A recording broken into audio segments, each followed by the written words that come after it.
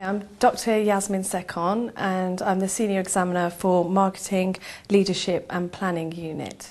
So this is Section 1, Delivering Marketing Strategies.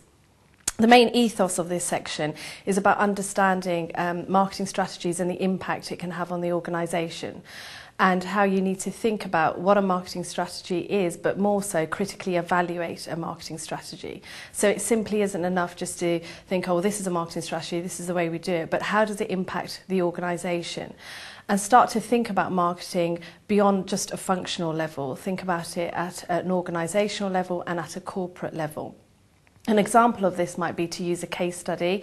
So within the UK, we have Royal Mail that have had to seriously think about their marketing strategy at an organisational level, and also Tesco's growth strategy. So these might be some of the case studies that you use. You might have others as well. But the most important thing is to think about marketing strategies critically, rather than taking them at face value and thinking we're going to follow that because that's what's been written down.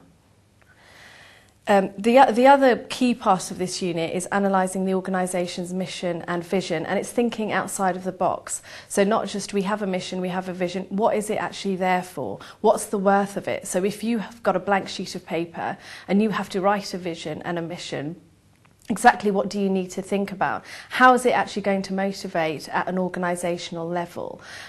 You might think, well, that's more HR focused, but it certainly is marketing focused, and it's at a corporate level. So it's thinking about your mission, thinking about your vision, and actually critically evaluating that. How does it give direction? Does it give any direction at all? What's the worth of it? Are we just doing it and writing it so you can tick a box and say, yes, it's in my marketing plan? So it's actually thinking further than that and being quite critical.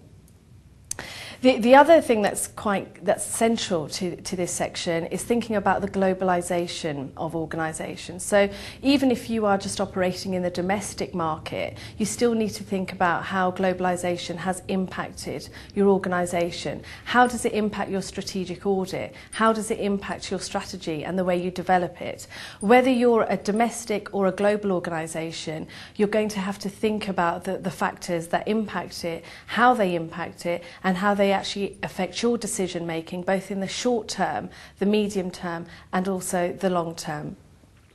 When you're looking at this section of the unit, it will certainly help you to get a case study. In particular, there are various case studies on offer from CIM that you can have a look at. A prime example of one is Titan Watches, an Indian-based company that was trying to go into a global market, and it had to look at all the factors. It had to look at its current strategy, its future strategy, its mission and vision to actually motivate individuals to think about how the organisation could become global.